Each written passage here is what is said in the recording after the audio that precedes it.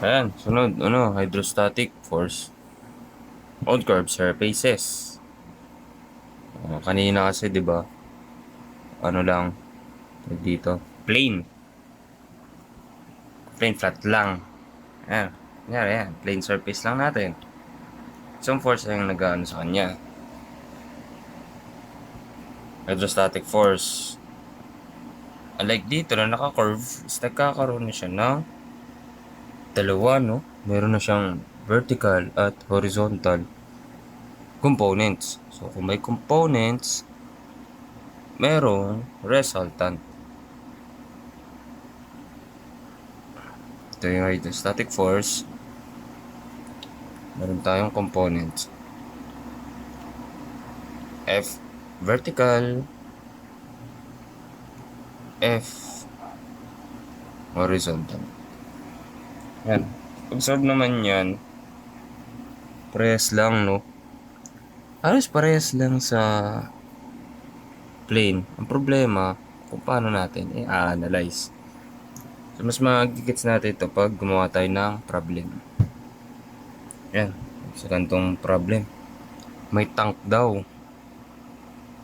Sabihin natin ito yung tank. So, may curved surface. Ayan. May tank. Ito. Ayan, ganyan.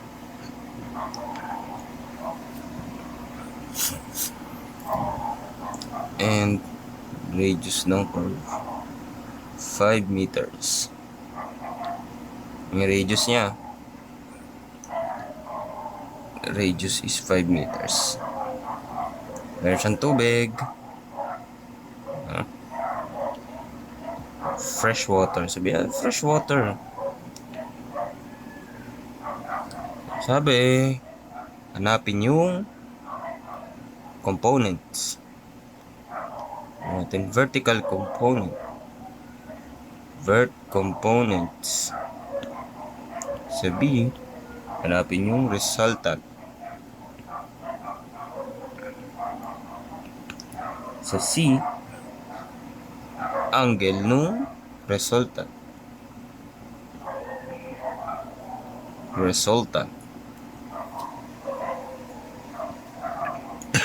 Ayan, game. Tapos, next given is 3 meters wide daw yung tank. Diba? 3 meters.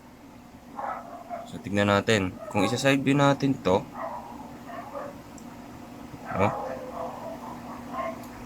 parang may extra pa siya dito. Ito. Sa taas, para mas madali makita. Ayan. 3 meters wide siya. 3 meters.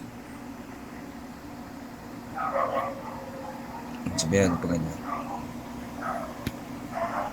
Ito. Ayan. 3 meters wide siya. Tuk. Ayan, ganyan. Sabihin natin ganyan.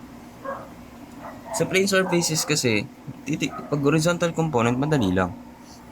Kasi, gagawin mo lang, kukunin mo na yung projected area. Pag front view natin to, di ba box lang makikita natin? Imagine nyo. Hindi siya box, rectangular pala. Ayun, no? Pag ganito. Na-exit. Pag ganito yung nakikita. Ito.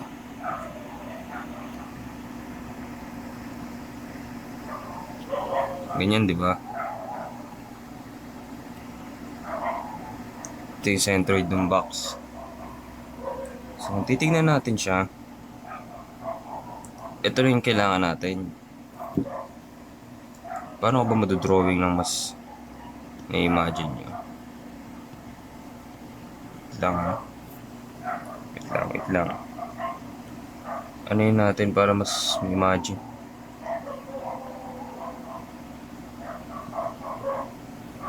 Hanap tayo ng representation. Sa pa ganyan. Kayo na bahala. So, nagmumukha siyang rectangular. Kung kukunin natin siya, pro-project ko sa harap ha. Parang pag ganito lang siya. May back siya. So, kung ito yung centroid, ang taas niya dito yung h-bar natin. So, masasolve natin siya ng gamma h-bar A. So, ang vertical component naman, ganyan. Ay, horizontal component, ganyan. O, hindi tinatanong kung... Hindi tinatanong yung horizontal, pero kailangan natin siya sa number 2, yung resultant. So, kunin muna natin yung horizontal. So, FV, ay F, horizontal, is force gamma h bar A. Yan. Oh, tingnan mo. Meron siyang height na 5 meters, meron siyang width na 3 meters. So, ang FH natin is gamma fresh water 9.81 sabay h bar. Ano yung h bar natin? Half nung ano, half nung triangle. And meron pa tayong given height. Kasi itong part na to is 4 meters. Ayan. So, half nung triangle, ay yung rectangle, dito na siya, plus 4 meters. 2.5 plus 4. Imagine nyo. So, ang h bar A natin is 6.5. 6.5 meters. And area is base times height. 5 times 3. Ayan. Oh, ano na yung horizontal natin? Pag ganyan.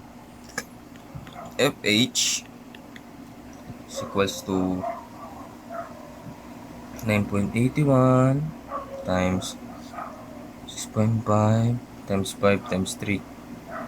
956 for 956 point 475. Anong unit? Newton, kilonewton? Kilonewton. Kasi ito ay kilonewton per cubic meter. Meron tayong horizontal. Next, vertical. Paano kunin yung vertical? Ang vertical lang naman is yung weight lang nung nakapatong sa kanya. Delete natin to. Ayan, delete natin to. Cut.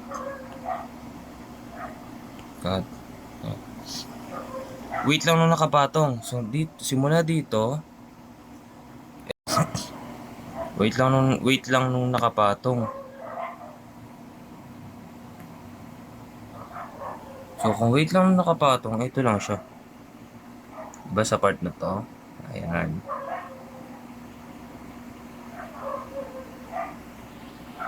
Ayan.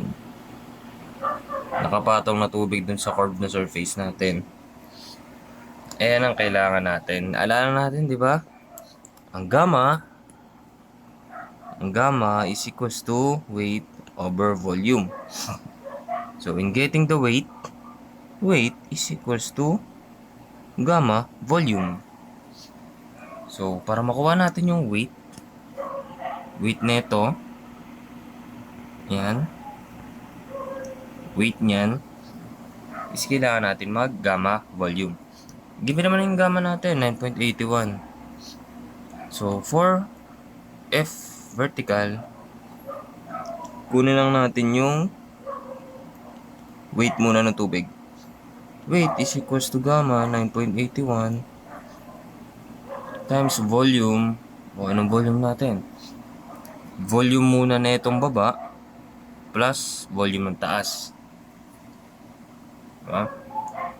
Palitan natin. Volume muna na ito Volume muna niyan plus yung volume ng taas. Ano yung volume ng taas? Volume ng taas is length times width times height. Meron tayong length na 5 times width na 3 times height na 4 meters.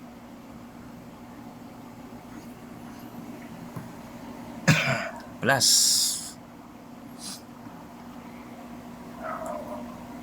ano pa plus natin? Area nung circle na to. Ilagay ko muna weight 1. Tuntiin natin.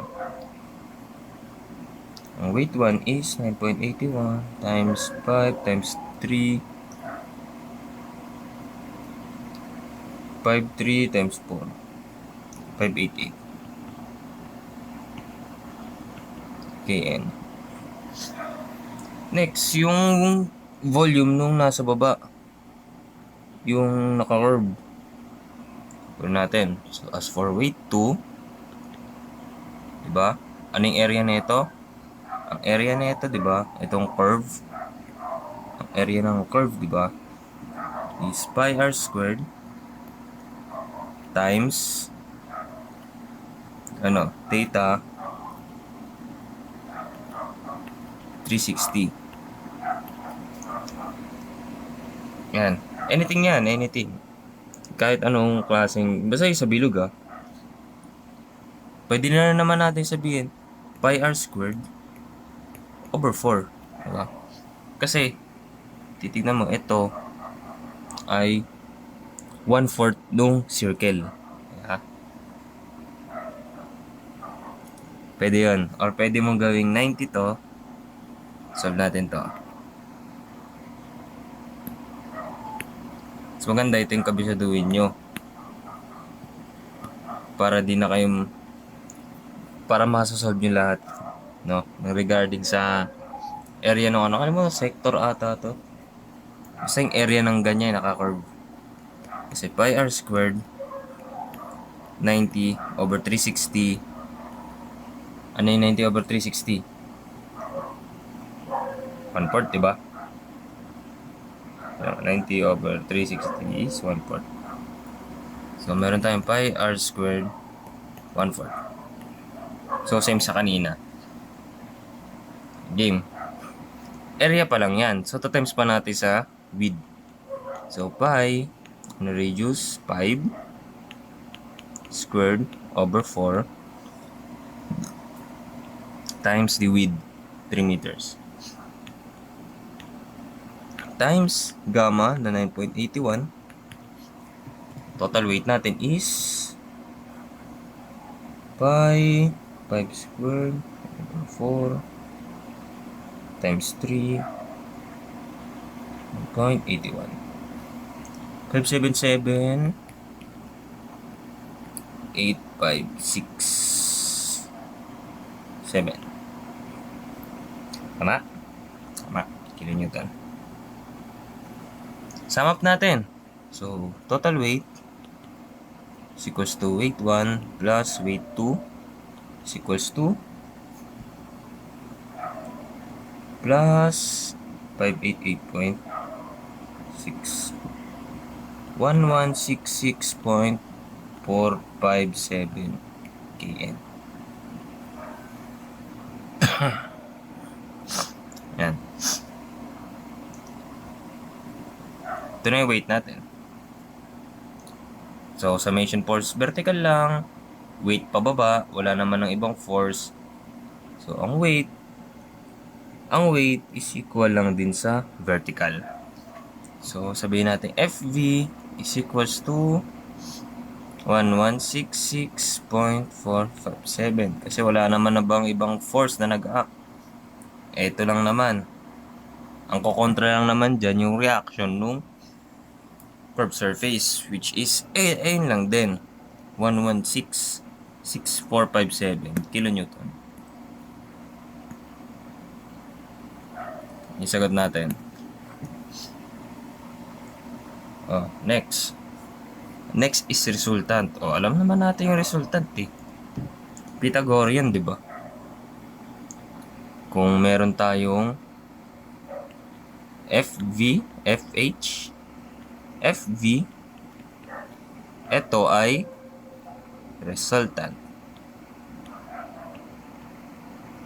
Yan. So, R is equals to square root of FH squared plus FB squared. Resultant is equals to square root ng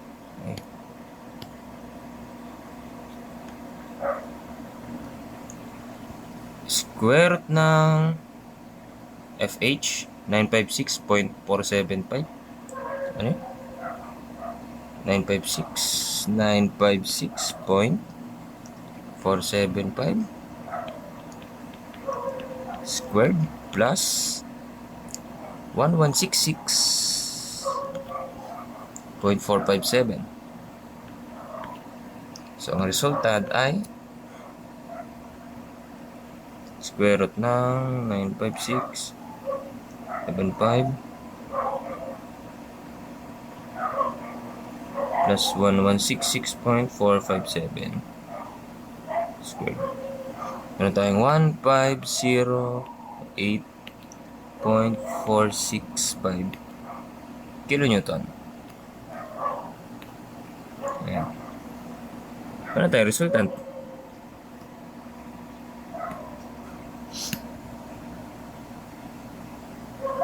And next, ang sabi, angle daw.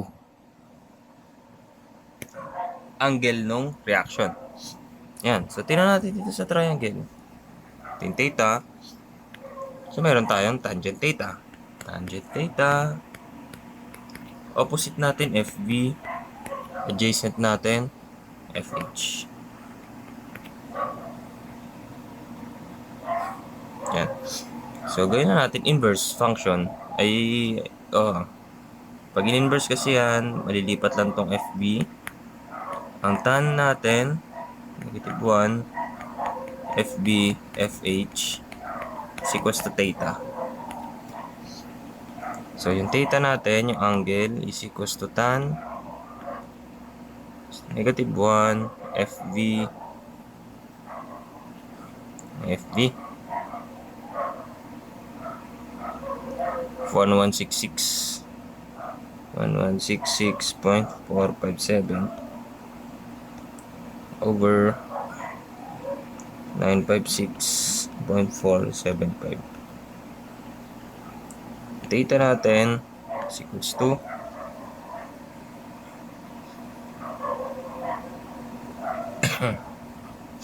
1166.457 956.475 is equals to 50.65 degrees. Yan. Yan. Halos lahat ng tanong, ganyan lang din naiikot. No? Sa curved surfaces. Halos lahat ganyan. Pwera na lang kung pabaliktad. No? Sa passboard, isang beses pa lang doon lumabas, sabi. Pag pabaliktad na yung curve, pag ganito na, sagutan natin to. Sana gets itong una, no? Sagutan natin itong isa. Pag pa-curve na kasi, iba na yung mangyayari.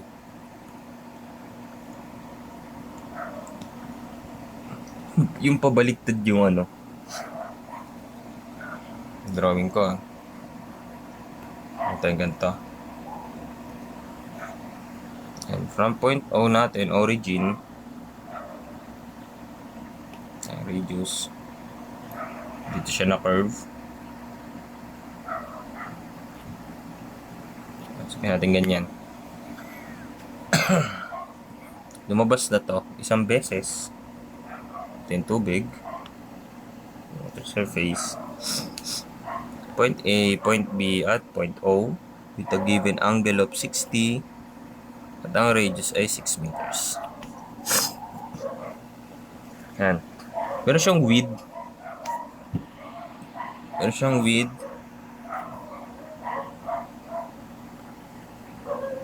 Meron siyang width na 10 meters. Yan. So, pinapahanap doon ay yung vertical component.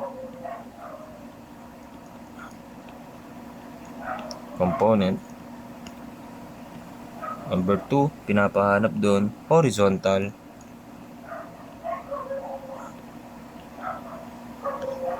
Component. At ang number 3, location daw nung point O. Location of point O of the vertical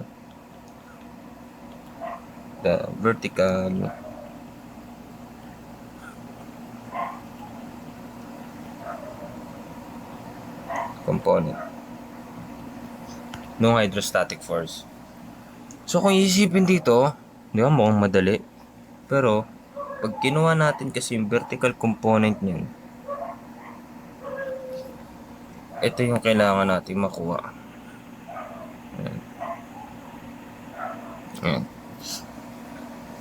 Pero pag ganyan naman, given naman na yung harap na ito, yung pa-square lang yan, yung naman kailangan. Pag horizontal component, lang naman yan. Ito lang yun, di ba? Yan, so sagutan natin. Horizontal muna tayo. F, horizontal.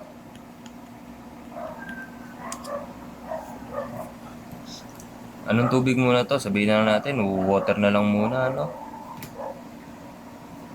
10 meters to. Yan, so kunin natin.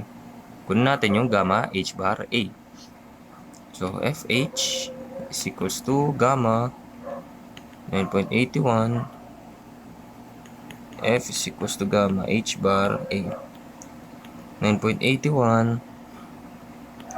Ang H bar natin is half. So, wala pa. Kunin muna natin. Dito, curve. Natin ganyan. Ito ay 60. So, distance lang naman yon from bottom to yung tuktok ng surface. Ito. Papansin nyo, meron tayo na namang right triangle. So, from the right triangle, given naman yung radius na 6 meters, meaning ang gilid is, so katawa ulit, sine 60 opposite, itong x over hypotenuse ni 6. So, ang ano nun is 6 sine 60 ang value ng x natin.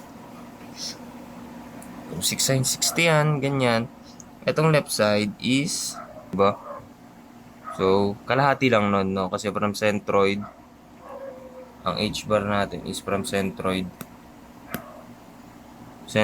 to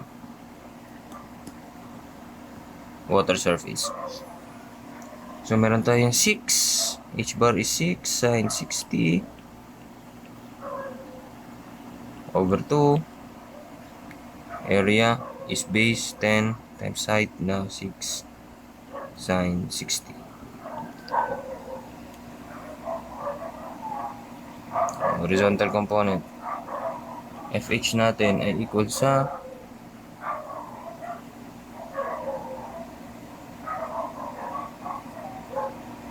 1324.3 kilonewton.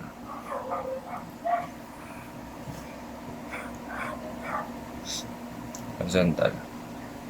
And next sa vertical, copy ko to.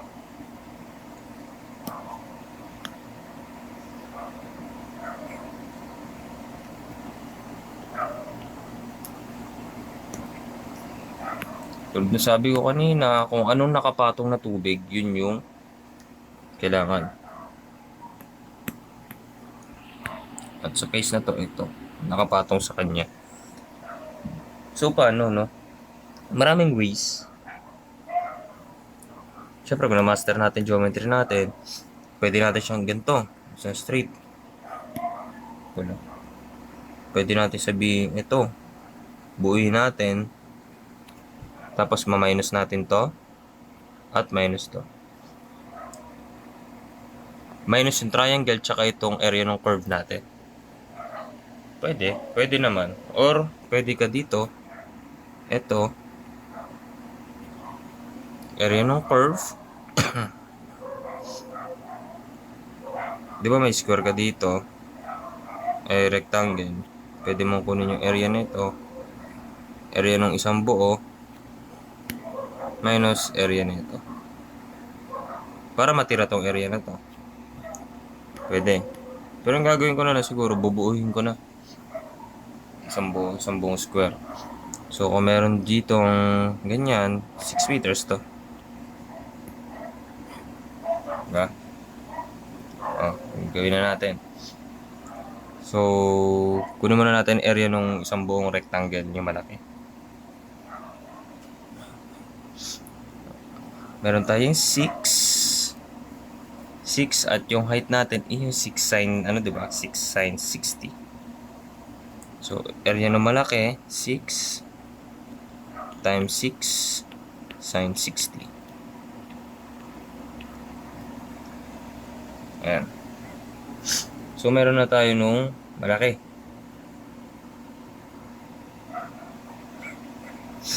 Meron tayong malaki, ma-minus natin tong area nito. Or minus na itong triangle. Minus ang kumunang triangle. Minus area ng triangle, 1/2 base. O, ano yung base? Eto yan, di ba? 6 cosine base, tas yung height is yung x, di ba? So, 1/2 6 cosine 60 times 6 sin 60. Di ba? Minus ulit area ng curve. Yung ginawa ko kanina, pi r squared times theta over 360. Ano yung theta? 60. Di gawin natin 60. 60. O, ano yung radius? Di ba 6? Gawin natin 6 squared. 6 squared. Ayan. Tawagin ko tong area 1. Lahat ng to ay equal sa area 1. Ayan. Calculate natin. So, yung area 1 natin is equal sa 6 times 6 sin 60 minus 1/2 6 cosine 60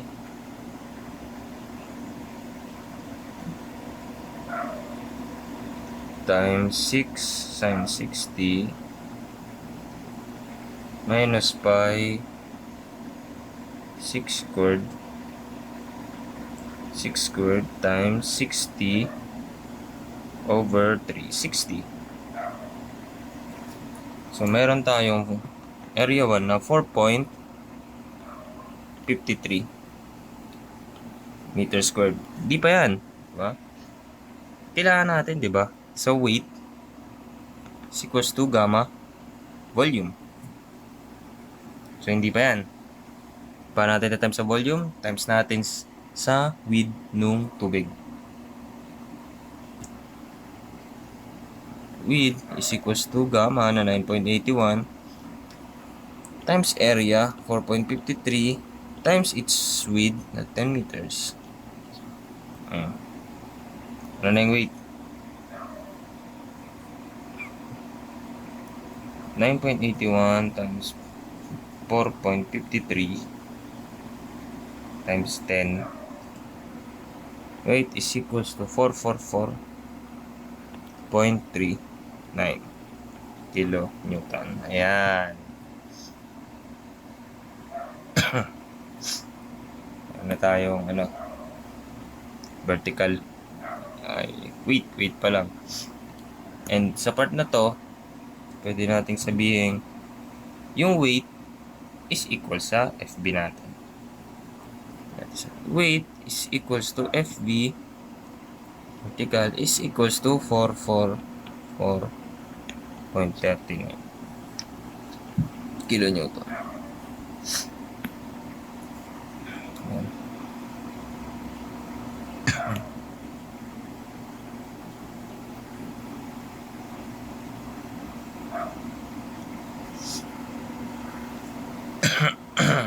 Okay.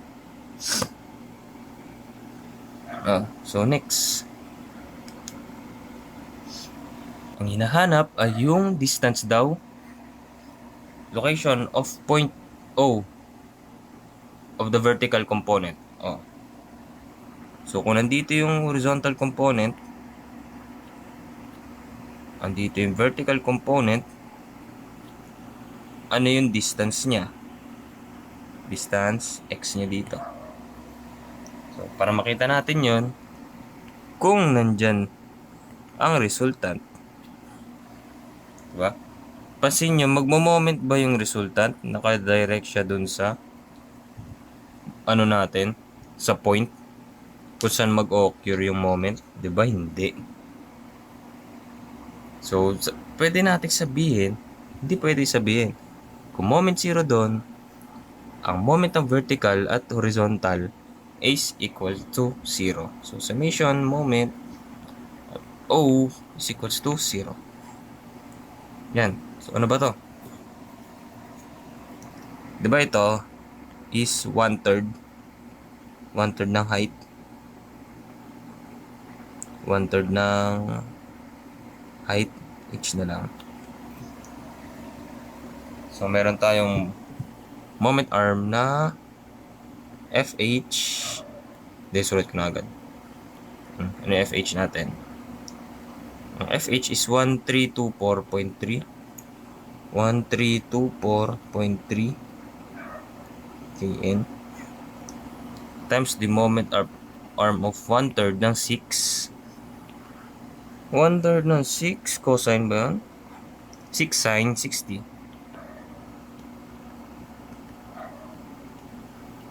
6 sine 60. Patas na yung ano ko. 1/3 ng 6 sine 60.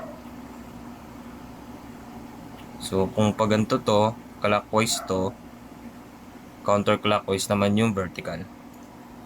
So minus FV 444.39 times moment arm na x. Ayun yung hinahanap natin na value.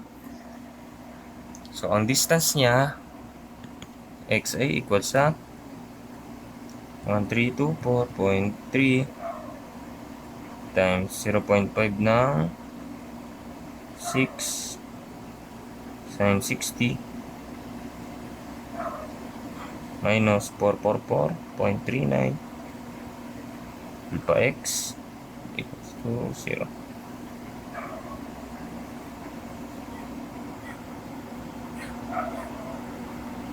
Okay. 1 half. 1 half. 1/3. Ano po ng 1 half? Ulit. 1324.3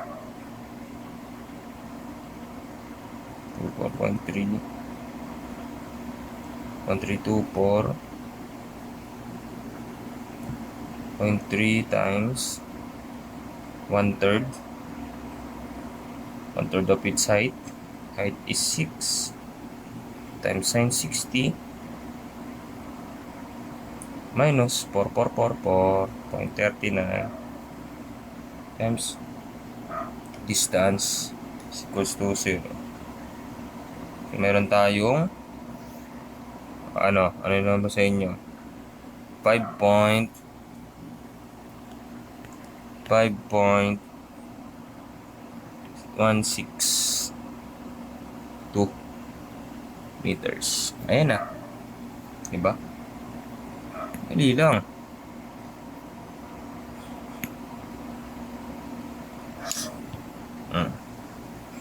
Yan na yan.